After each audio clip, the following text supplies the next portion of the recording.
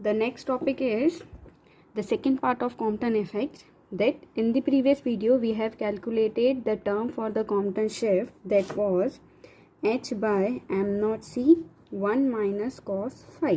Last video में हमने scattered photon के बारे में पूरा स्टडी किया था. Now in this section we will calculate the direction of recoil electron.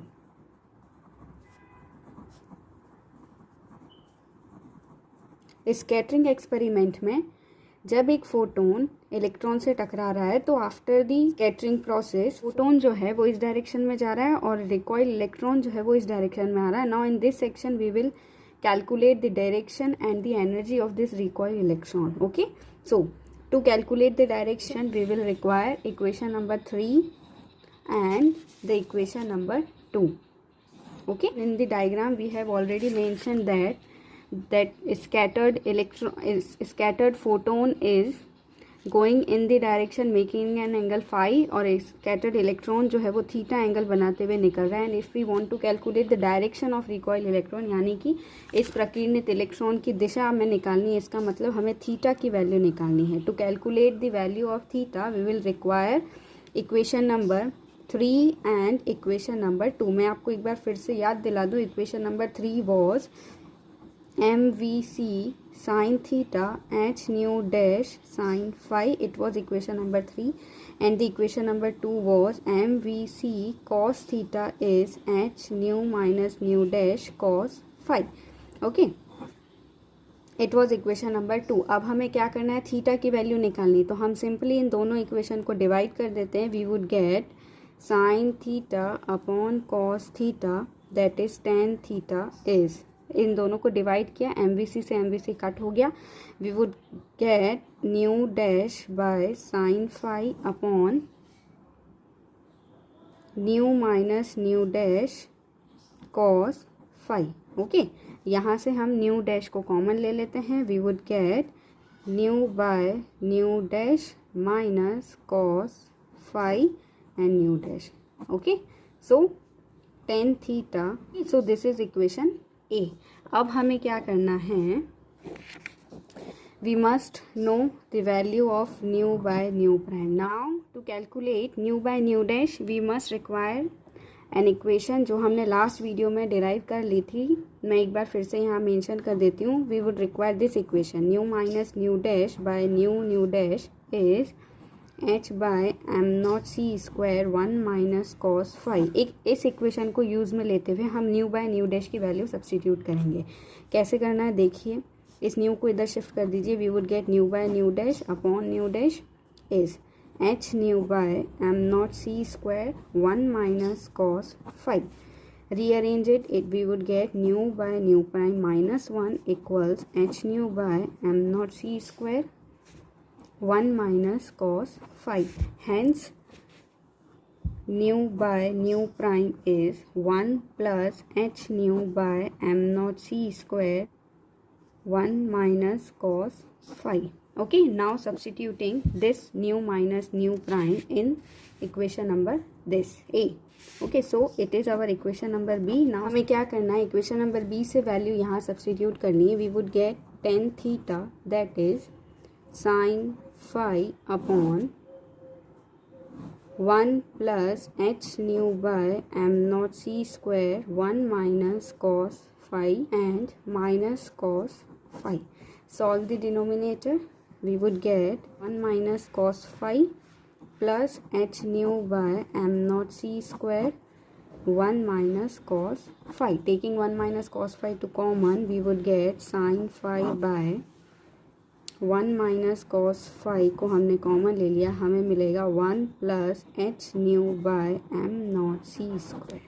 Okay, this is tan theta. Hence the direction of recoil electron is tan inverse sine phi upon 1 minus cos phi 1 plus h nu by m naught c square.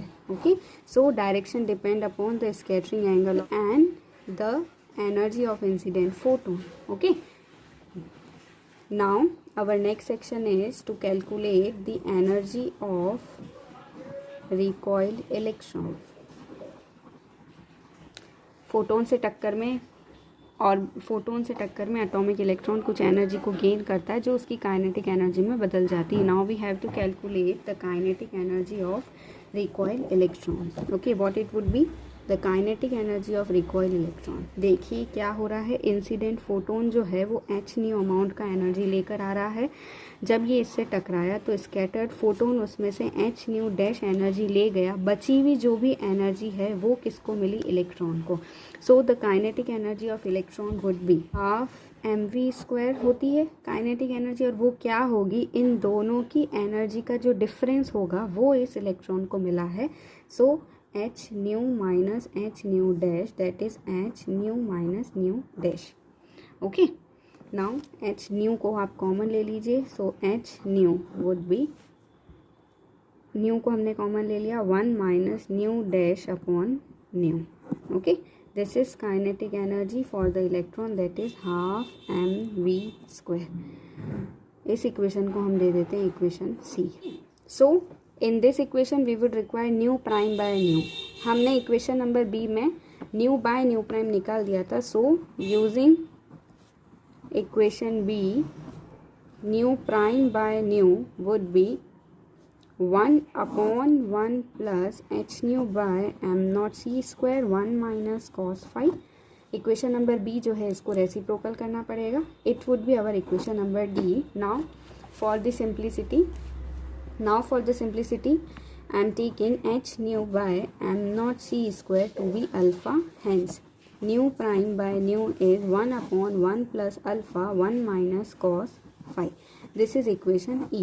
Now substituting the value from equation number E to the equation number C, we would get K kinetic energy, that is h new 1 minus 1/1 plus alpha 1 minus cos phi. Okay, solve it. We would get h new 1 plus alpha 1 minus cos phi minus 1/1 plus alpha 1 minus cos phi. We would get K is h new alpha 1 minus cos phi upon 1 plus alpha 1 minus cos phi. If we want to know the ratio of kinetic energy of electron to the incident photon energy, kinetic energy of electron, प्रतिक्षिप्त electron की गतिज ऊर्जा और आपतित photon की ऊर्जा का जो अनुपात है वो क्या होगा, k upon h nu. k upon h nu would be alpha 1 minus cos phi upon 1 plus alpha 1 minus cos phi. Okay, अगर हमें मैक्सिमम एनर्जी निकालनी है, इलेक्ट्रॉन की मैक्सिमम काइनेटिक एनर्जी अगर हमें निकालनी है, तो मैक्सिमम काइनेटिक एनर्जी हमें कब मिलेगा, जब मैक्सिमम स्कैटरिंग होगी. And the maximum scattering is in the case of where phi is 180 degree. हमने प्रीवियस लेक्चर में मैं आपको बता चुकी हूँ कि बैक स्कैटरिंग के केस में मैक्सिमम स्कैटरिंग होता है. तो अगर हमें मैक्सिमम काइनेटिक एनर्जी निकालनी है, that would be in the case of phi 180 degree. Hence K maximum और के ई मैक्सिमम वुड बी, यहाँ पर फाई की जगह 180 डिग्री लगाइए. We would get h nu alpha 1 minus, जब कॉस 180 डिग्री होगा तो वैल्यू -1 होगा. So minus minus plus 1 divide by 1 plus alpha 1 plus 1. We would get 2h nu alpha upon 1 plus 2 alpha. Okay, substituting for alpha, h nu 2, alpha is h nu upon m0c² divide by 1 plus 2, alpha is h nu by m0c².